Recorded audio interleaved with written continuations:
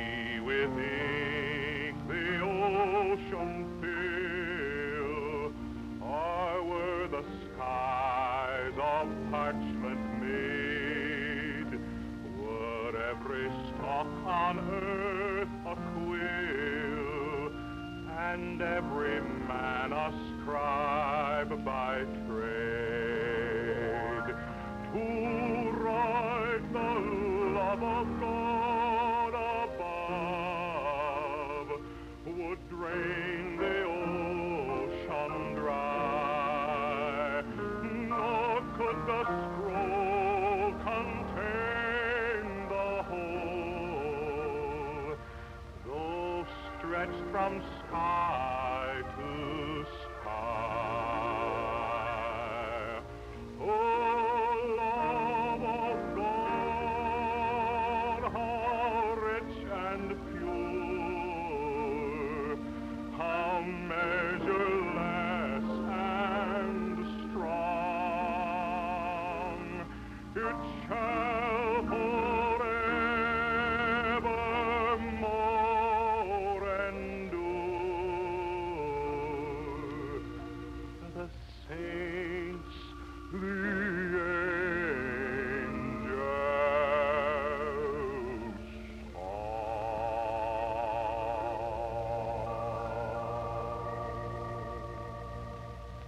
You know, there's a very unusual verse of Scripture in the Bible. I don't know whether you've ever seen it in your Bible or not, but I want to read it to you, and then I want to talk about it tonight.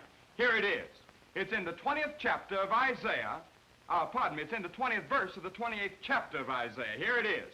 For the bed is shorter than that a man can stretch himself on it, and the covering narrower than that he can wrap himself in it.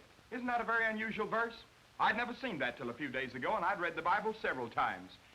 I want to talk about that tonight because here we find a picture of Isaiah the prophet. He is pronouncing judgment upon all the nations round about the nation of Israel. He says judgment is going to fall on this nation. Judgment is going to fall on that nation. Judgment will fall on that nation. And then he points to Samaria.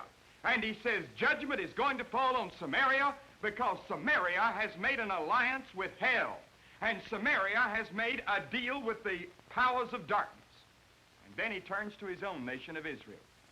And the nation that he loved, the nation that he was born in, the nation that had nurtured him. And he says, God's judgment is going to fall on you too, Israel, unless you repent of sin. You too have made a league with darkness.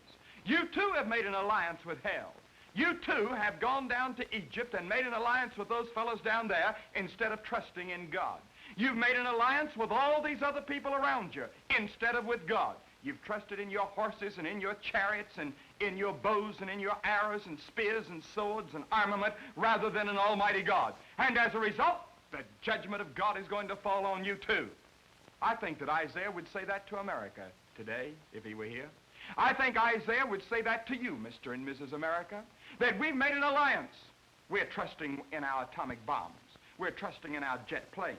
We're trusting in all of our armaments. We're trusting in all of our natural resources. We're trusting in the industrial might of America at this crucial hour of our history. And I want to tell you that all the atomic bombs and all the jet planes and all the industrial power of America and all of our tremendous natural resources are never going to save the American nation unless we trust also in God. Our forefathers put in God we trust on our coins. They put a Bible in every courtroom in America. They came here trusting God. And then Isaiah says to the nation of Israel that he would say to us tonight, he says, your clever ideas to escape the judgment of God is like a man trying to sleep on a bed that's too short for him or trying to sleep on a cold winter's night when the cover is too narrow for him. And I think that Isaiah would say the same thing to the American people. Your clever ideas to escape the judgment of God and to escape the Third World War and all of those other things that we're hearing talked about today. Your bed is too short, your covers are too narrow. And to you too, Mr. and Mrs. America, personally, he would say that to you because there are a great many of us that are trusting in, for example, wealth. You're trusting in your money to save you. You're trusting in money for security. You know, the Bible teaches that wealth can be the root of all blessing. But the Bible teaches that the love of money can be the root of all evil. I talked to a man the other day. He said, I have $800,000 in the bank. That's quite a wad of money to have in the bank. He says, I have trust for all of my children. He said, I'm well taken care of for the future. But he said, I feel a sense of insecurity. Wealth does not bring security. It's a bed that is too short. The cover is too narrow. In time when you have to face God out yonder 1 minute after death. And then there's another thing that many people are trusting in. Many are trusting in knowledge. I talked to a young man the other day. He said, I've been to school, I've gotten an education, I have a PhD degree, but he said, I still have a sense of insecurity. In other words, the bed of knowledge was too short, the covers were too narrow. It doesn't bring him security. It doesn't solve the innermost problems of his soul. With all of his knowledge, oh, there are thousands of people have knowledge today, but very few have wisdom. Why? Because wisdom comes from God. And then there are other people that are trusting in pleasure. They're going out to try to drown their sorrows and try to drown their disappointments and their frustrations. I know a lot of people that have gone into drink, or they've gone into sex irregularities. They've done all types of things to try to drown their sorrows, and they can't. They still have their problems. They still have their difficulties. They still have their sorrows. They're still with them the next morning. The old hangover's there because pleasure is too short and insecure to bring real lasting joy and happiness and peace and security. The bed is too short.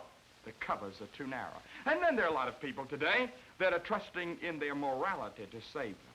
They're just like the rich young ruler. I've kept the law from my youth up. I've been a good man, he said to Jesus, But Jesus said that's not enough. You have to have more than that. Have you committed your life and your heart to Jesus Christ? That's the only bed that's long enough. That's the only cover that's wide enough. In the day when we stand before God is personal faith in Jesus Christ. Morality is not enough, because the Bible says, "For by grace are ye saved through faith, and that not of yourselves, it's the gift of God, not of works, lest any man should boast." In other words, all your good works, all the good life that you lead, will not get you to heaven. And then the last thing a lot of people are trusting in is philanthropy. I talked to a man some time ago that had given away $100 million in the last 2 years. That's a lot of money to give away. And he said, "I think I'm pretty good in the sight of God." I know that's not enough. It must be faith in Jesus Christ. Because giving away all of that money, the bed is too short, the covers are too narrow. Are you ready to meet God? Is your bed long enough? Are the covers wide enough? In the day of judgment, when God is going to judge the world, I know that I'm saved. I know that I'll never come under condemnation and judgment when God judges the world. Why? Because of my personal faith in Jesus Christ. You can have the same assurance, the same peace, the same hope, the same joy that I have by letting Christ come into your heart right now. And if you will, I'm going to ask you to bow your head and pray with me, will you? I'm going to pray for you right now that you might know Christ as your Savior. Our Father and our God, we pray in Jesus' name that many that are watching me at this moment might come to know Christ as Lord and Savior by simple commitment and surrender to Him as Lord and Master. For we ask it in His name. Amen. If I could pray like a child again upon my mother's knee, recall the prayer that I uttered there, and from my sins be free. I pray for faith that I had then, and night and morn with each amen I'd learn to live, to love and forgive. Could I pray like a child again?